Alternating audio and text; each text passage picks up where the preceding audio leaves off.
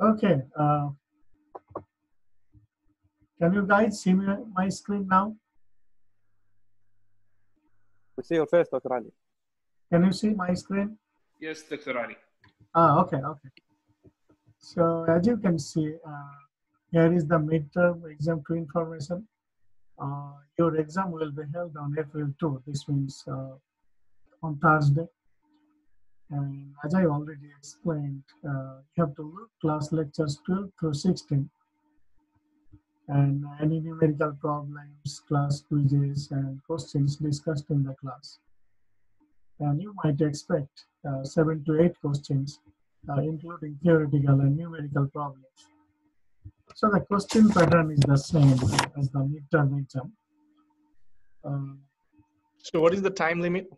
Okay. So the time limit is that because you all need to take a print of the exam paper, what I will be doing around noon, this means 12 p.m. on that day, I will upload the exam paper on eCourseWare. You know, I have already created a tab, exams. There you can see midterm exam 2 paper. So everybody, you need to take a print and then you have to answer on that sheet. So you are not allowed to use any extra paper. So I mean, the way you give the physical exam, the same way, everybody have to write down your name and then space will be provided. In this case, I will provide enough space. So Okay. yeah, so even you don't need to use the back, I will provide enough space for each question. So that space is fine. And then you will start exam 1 o'clock and you will finish at 2:30 p.m. But then I will allow you again another 30 minutes to scan and upload the paper on the Dropbox. So already I have created a Dropbox titled Midterm Exam 2. There you need to scan and upload the paper. So Are we writing our own paper? Or yeah, like on engineering paper, for example? No, on the exam paper directly. Oh, so we have to print it out? Yeah. So that's why your exam start time is 1 p.m. But I will make it available 1 hour before. I will upload the exam paper 12 o'clock, exactly at noon. So you are getting enough time to print it. So I don't own a printer is the problem. I don't have so somehow you have to go, manage somewhere. You can go to your friends or your classmates or so that's why I'm allowing you 1 hour. Okay. Initially I thought that I will be allowing you 30 minutes, but I got some comments, like including you. Few of you said that you don't have printer. That's why I have allowed you 1 hour. So the goal is that you have to answer on the provided script only. So you're not allowed to use any extra paper or regular notebook paper, anything. Dr. Ali, I have a really quick question. So you're uploading it 15 minutes early, print it, and you're giving us an hour to submit it? No. No. Last time I told that I will be uploading the exam 15 minutes early, but I will be uploading 1 hour before. 1 hour, okay. And you're giving us 15 to 20 minutes to turn it in after the expired time? 30 minutes. 30, okay.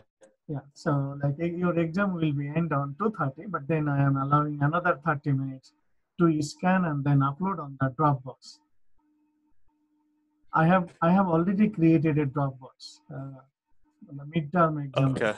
Yeah, you can see on Dropbox on eCourseWare. And I will be uploading the exam paper on eCourseWare. In the content, you will see I have already created a tab titled Exams. You know that I already uploaded the solutions or the answers for midterm exam on that tab. And that I am going to discuss soon. So is everybody fine? You know that this is kind of home tech type of exam.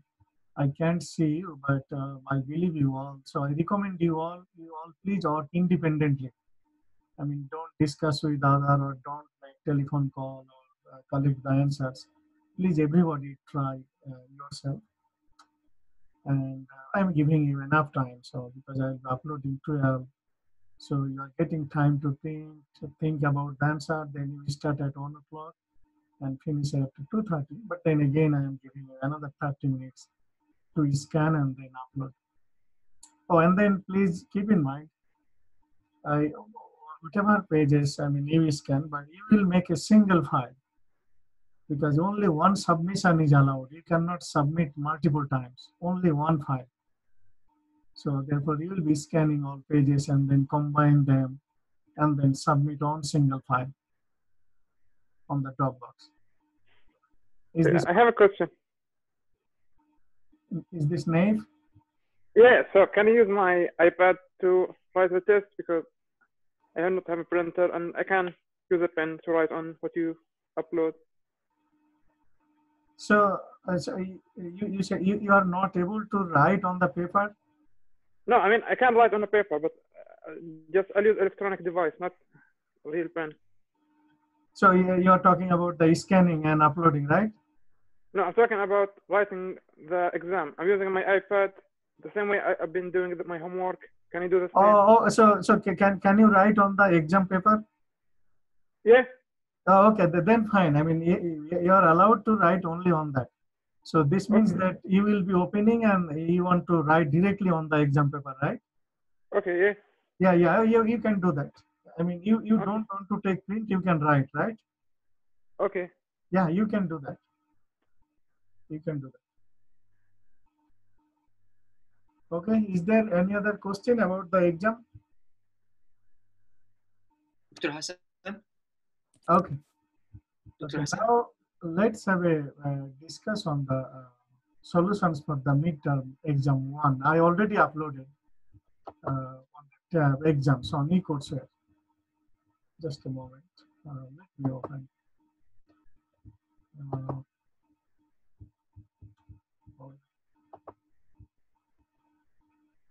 Okay, so the first of all, there are two questions. One was for the graduate and other one for the undergraduate. For the graduate and undergraduate, only question number was different. Other questions are the same. So first for the graduate, everybody see question number 1. I have written down the answers and then I have solved the problem for you. So graduate student. I don't see the slide. I'm missing your face. Can you check? You can see, just a moment.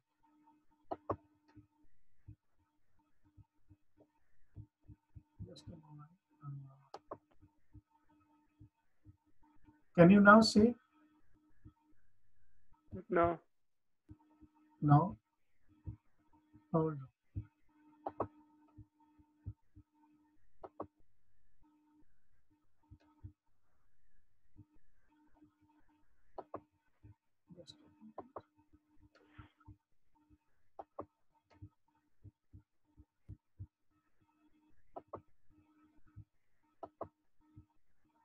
Can you now see? Yeah. Okay. I needed to, refresh the sharing button. That's it. So everybody see, this is for the graduate student. First look for the graduate student and then I am going to the undergraduate student. Only this question is different.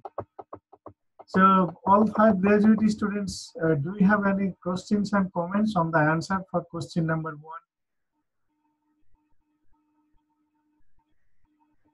Manoj, do you have any questions? No, I'm good at this one. You see, the question was, how does the excitation power of a synchronous machine-based wind generator differ from that of a squirrel cage induction machine-based wind generator?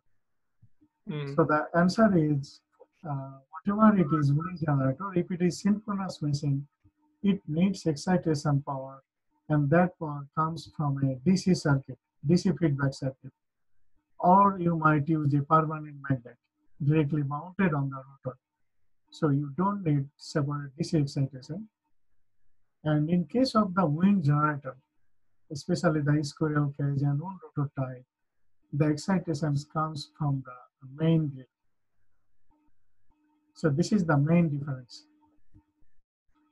And then you look the numerical problem and then you will be fine. So here is the solution for your numerical problem. So the all the undergraduate students, although you were not asked this question, but because I have already posted the solution, I recommend you all to understand the question number 1 as well from the graduate. So, Now, Dr. Ali, yes. can you go down to the answers? Yeah, right there. So this means, I mean, a little bit up.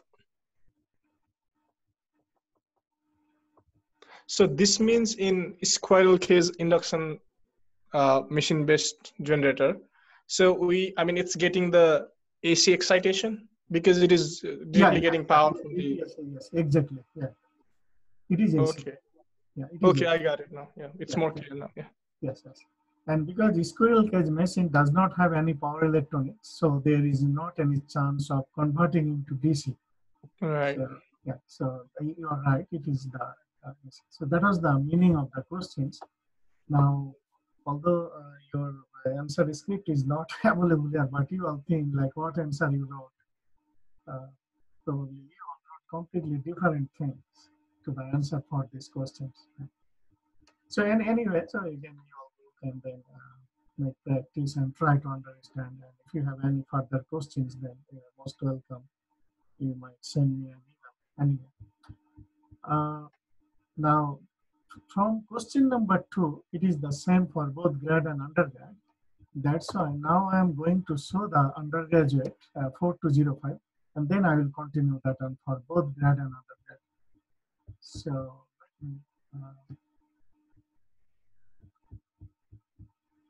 let me stop this one and let me share the other one.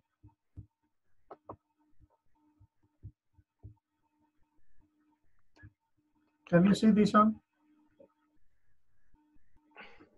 Can you see the undergraduate one? No, sir. It's No. just your face again. Okay, just a moment.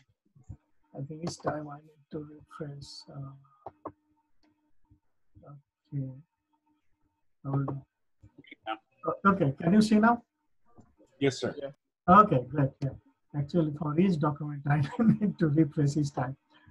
So, Dr. Ali, I have another suggestion. Can you also allocate the grade points for each question so that it would be clear, like, I mean, how much yeah, right. So you see, there were 8 questions. Right. And each question 12.5. So it's like equal weight for each of the questions. Yeah. In this case, yeah, for this. Okay. So it was 12.5 for each. Okay, now first undergraduate, please look the question number on your first question was, this question was not asked for the graduate student. So the first question on why is a microgrid more sensitive to disturbances as compared to a traditional grid? And everybody see, I have written down the answer, and then that was the problem for them. So undergraduate student, do you have any questions or comments on the answers that I have written here?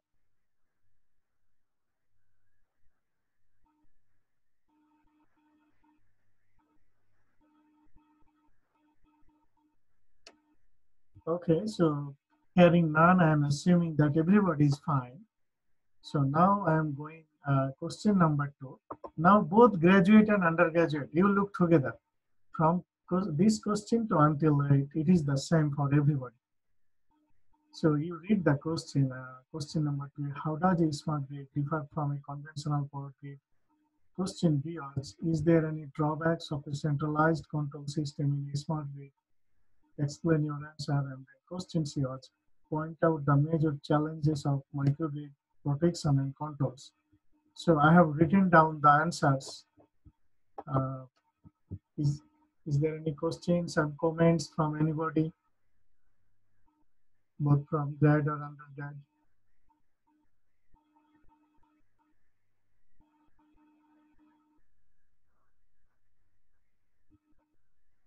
So if no, then I'm moving forward.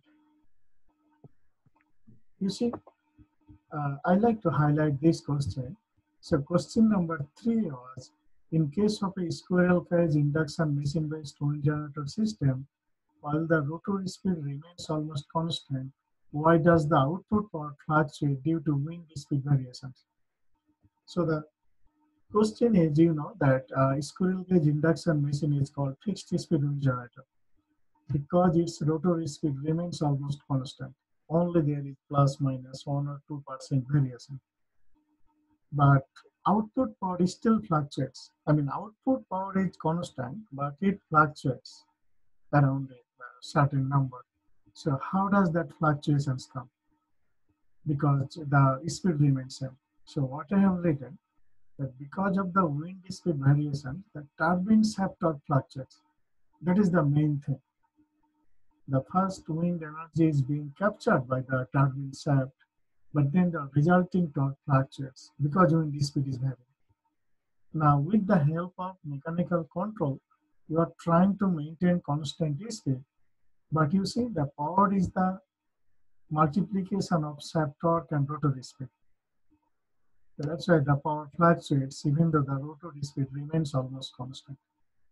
So everybody understand this answer? Yes.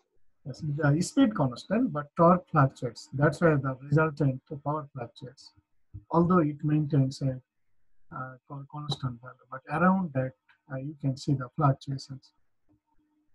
So and the numerical problem, most of you did proper. You see here is that solution I have written down. Those who could not do well in the exam or made mistakes, so please again you see and by your pen and calculator, please you make practice. So I have did it for you. Okay, so the question number 4 was, what is a drivetrain for a wind turbine generator system? So drivetrain basically it contains the gearbox and then wind generator. That thing is called the drivetrain. The simple answer. And then question number B.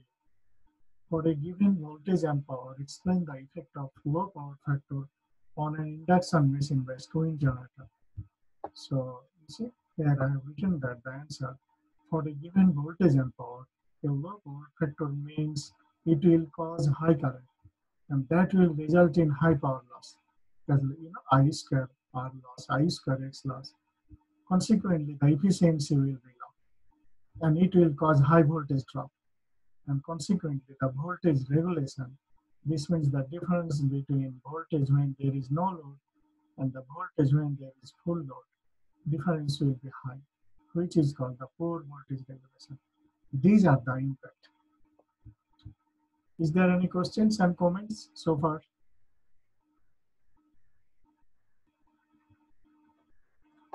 If no, moving forward, this is the solution for the problem you are given. I think this question is also fine. What are the advantages of a vertical axis wind turbine system over a horizontal axis wind turbine? So, you know, as I said, the advantage of that, the generator, gearbox, etc., could be placed on the ground, and hence a tower may not be needed for the machine. This is the main advantage of the vertical axis system over the horizontal axis. And then this is the numerical problem. So I have done it for you. Oh, so here I like to highlight one point for everybody. I think in the exam, everybody did not correctly did that. You see the last part of find out the instantaneous value of input line current of the converter. Question was not the RMS magnitude or not just the peak or the amplitude. Question was find out the instantaneous value. So keep in mind, instantaneous value means that is the function of time. So therefore, once you all calculated the current, you know, at last stage IRMS value, in this case 3155.18. So this is the RMS value. So the instantaneous value, you see, that RMS multiplied by √2, then cosine of omega t. This is for phase A. So similarly, for phase B, you have to subtract 120 degree, and for phase C, you have to subtract another 120 degree. But you can just show for phase A, instantaneous value, this RMS value multiplied by √2, because here it will be peak or the amplitude of current, and then cosine of omega t. That is the meaning of instantaneous value. So the 4462.1 cosine of omega 2 ampere This will be the correct form that I asked you. Is everybody fine? Do you have any questions or comments? You see the problem. That was the problem. So if you are fine, then I am moving forward. Here you see. How does a type 3 wind generator differ from a type 4 wind generator? So, you know, type 3 generator means this is a double-fed induction machine-based wind generator that has a gearbox, and it requires less power rating for its power electronic interface.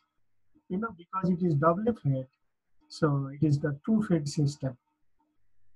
From the grid, it is directly feeding stator. Also from the grid, it is feeding the rotor via the power electronic interface. That's why it is called the double-fed. And because it has no power electronics between stator and the grid, but it has power electronics between rotor and the grid. That's why power requirement of those power electronics components are less, typically about 1/3 of the full rating of the machine. On the other hand, type 4 generator means this is a permanent magnet-based synchronous machine that has many poles, but it has no gearbox. However, it requires full power rating for its power electronic interface. Because the power electronics is located between the stator and the grid, that's why it should have the full power rating as the machine, and the converter rating is the same as the machine. That is the main difference. Now, question B, what is the difference between furling wind speed and cutting wind speed? So, furling wind speed refers to the speed at which the turbine stops power production. I mean, most of you have written down this properly. On the other hand, cutting wind speed refers to the speed at which the turbine starts power production. And then question number C was critical. Which of the following generator types would you choose for obtaining constant output power under wind speed variations? And then explain your answer. You see, question is wind speed is varying, but still you are getting constant output power. So which of the generator will you choose? So you know, the first one, double-fed induction machine, you can choose them because that gives you variable output. Squirrel cage induction machines, you can choose this one because although output power will fluctuate, but it will provide you a constant output power. And the number 3, permanent magnet synchronous generator, no, it will provide varying output. So type 5 is that permanent magnet synchronous, but with the variable torque speed converter with varying turn ratio. And then definitely type 2 is not. This is the one rotor type of machine. So that's why everybody see I have written down the answer. You have to choose. Oh, sorry, I have written down that answer here. See, for obtaining constant output power under wind speed variations, I would choose the following wind generator. Number 2, squirrel cage induction machine, because it can provide almost constant speed and hence constant output power. Now I would choose type 5 because it has a mechanical torque speed converter, variable turns ratio, and hence it can provide constant output. So is everybody fine so far?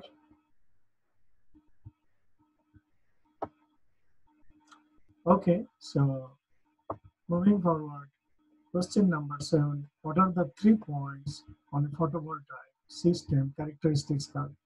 So most of you have written properly. There are 3 points on the characteristics curve. One is called short circuit point, other one is called maximum power point, and then third one is called the open circuit point. Okay, now the question was, the following figure depicts a basic schematic of a PV system. Where would you connect a battery energy storage? Explain your answer. So you see, as we discussed in the class, there are 2 possible locations.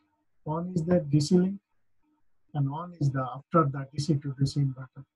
I mean, at the output terminal of inverter. But you remember this side is the AC and this side is the DC.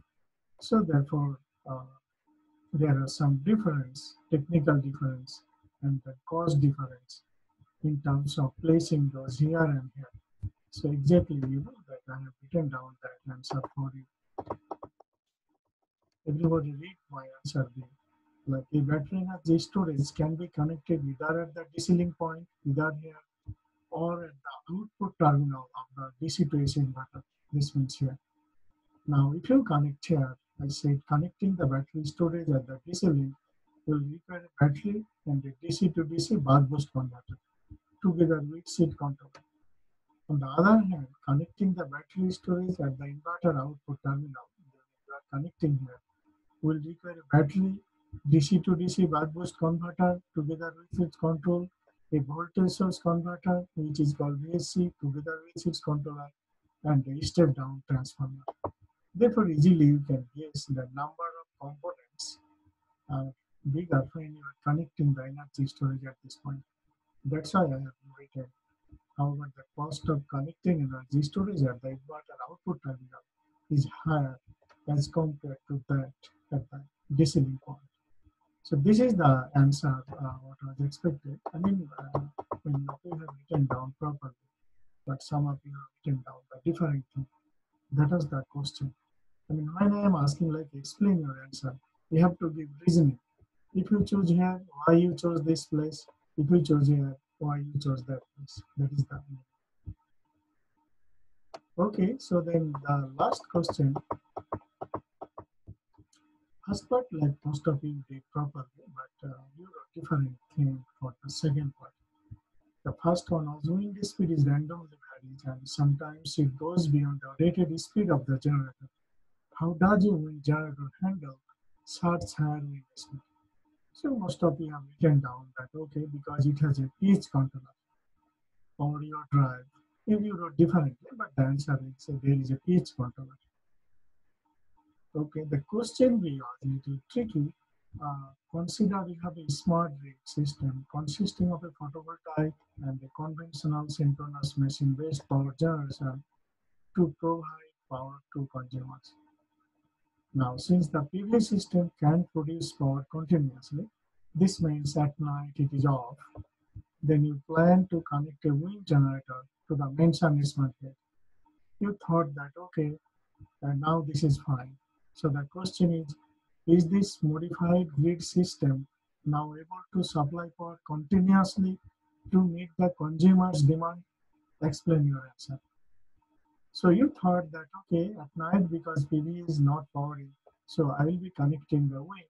I mean, that is right.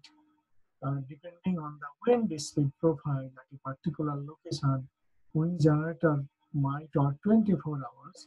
So in that sense, it is fine. It is producing power.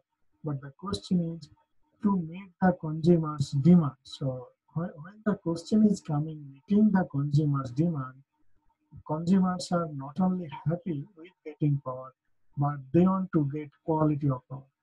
So this means they want to get constant voltage and constant frequency. That is their goal. That is their demand. And they want power continuously. So that's why I have written connecting a wind generator to the mentioned smart grid system may provide continuous power depending on wind speed. However, it will still produce fluctuating power. That's why to supply power continuously and in order to meet the consumer's demand requirement, an energy storage system is essential with the wind generator or with the PV system. So this is the main point. If there is energy storage, then whatever the fluctuations comes, whatever the sources are, that will provide the constant voltage, smooth power, and constant frequency to the consumers. That's the an appropriate answer.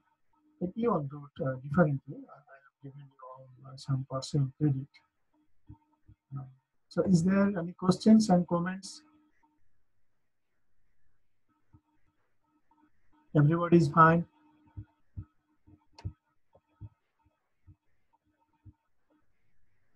Yes.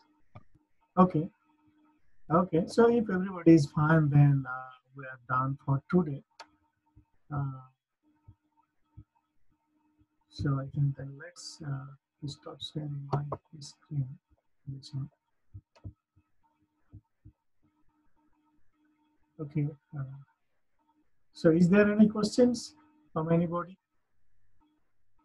Oh, so what I will be doing, although last class I told you that I will write down the answers. There are 3 questions about that communication delay at the last slide of the last class. So I mean soon in 1 hour or 2, I will be re-uploading that class lecture 15 with the answers available for the last slide. So you're getting the answers for that slide as well. You remember I was discussing 3 questions regarding the time delays, communication delays at the last slide of class lecture 15. I am going to write down the answers right now. And then Chris Butler, just a moment.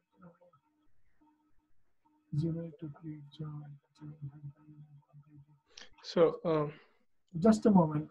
Just a moment. Chris Butler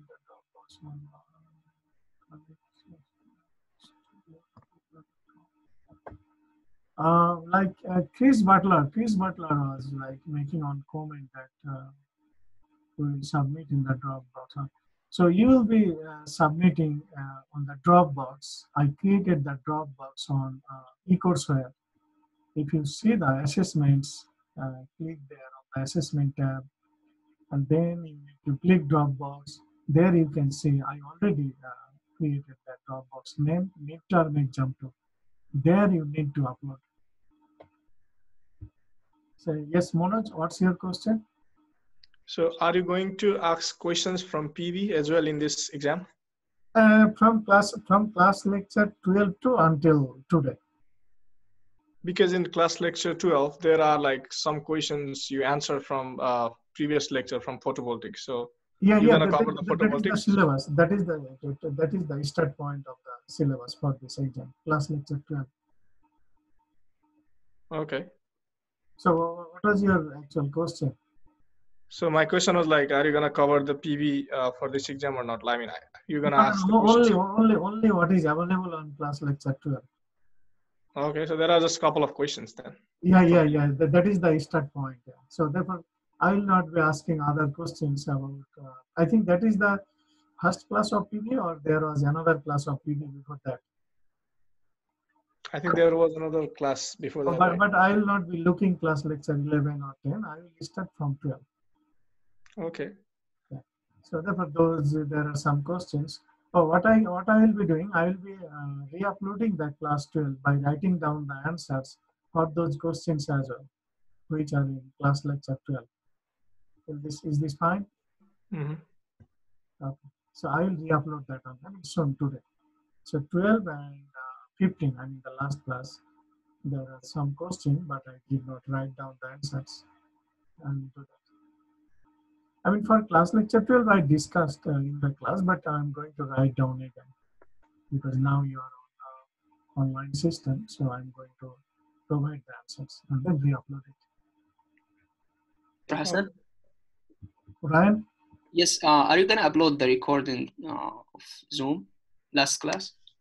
I already uploaded, and then now I am recording also. I will be uploading this one as well.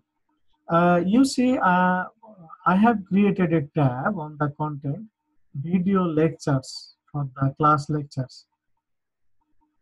There is a tab on the content page, where I upload the class lecture material. So there you see there is midterm exam, homework, and there is a tab. Last time I created today, that is the exams. Before that, there is a tab, video lectures or video files for the class lecture.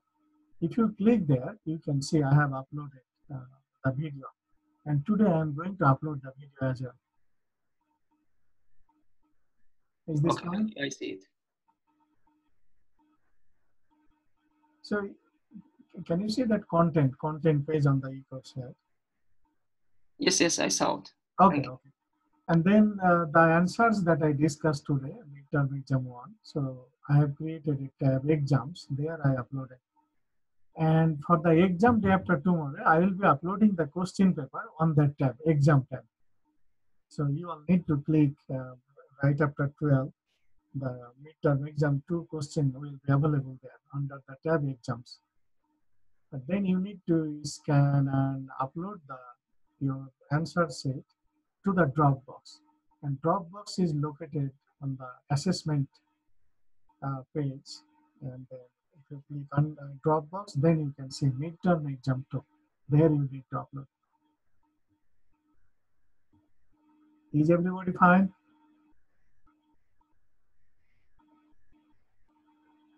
Any other questions, comments?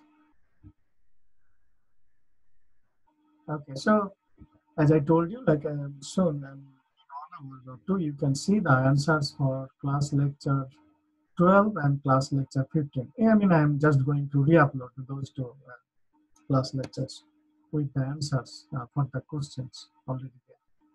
And then other thing we discussed, everything is fine. I think I also answered the questions for the quizzes that you gave last time.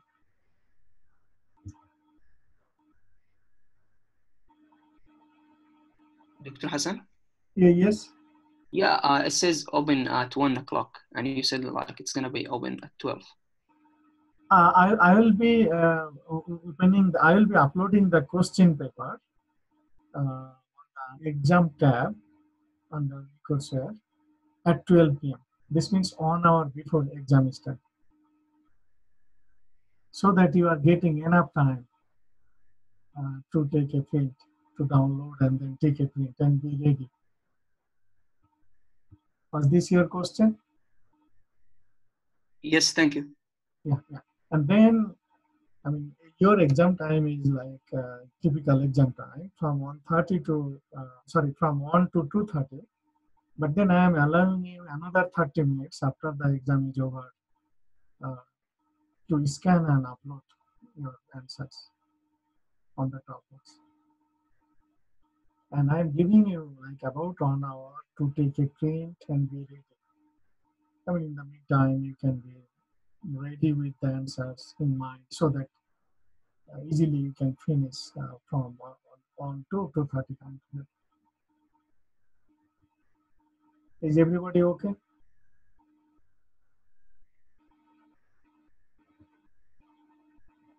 I'm good. Okay. So even if there is any further questions and comments or any questions, you are welcome to email me. I will be answering. Okay then, so everybody. And then soon I will let you know the date for that class quiz that you did on March 5th. You know, I already discussed the answers. I think that was the part of class lecture 13 probably. I already posted the answer discussed. But I am going to send you the result for that. I mean, how much credit you got out of 20, probably today or tomorrow. Yeah. I will email for that quiz. So I can see a comment. Holy Cox, so did he say that he will upload exam early? Yes, Holy Cox and then Kylin. I will be uploading the exam 1 hour before. That means 12 p.m. exactly at noon. It will be available. You can see and then you can download and print it and be ready for the exam. Because some of you have issue with the printer, you mentioned that few of you, 2 or 3, you don't have the printer. That's why I'm allowing a long time to take a print.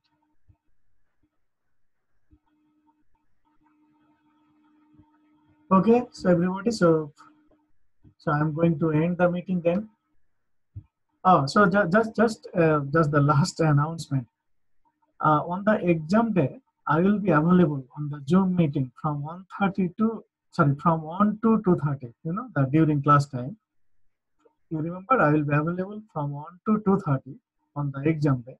The reason is that in case you may have any questions or you can't understand any questions, or there may be any circuit diagram you are not understanding.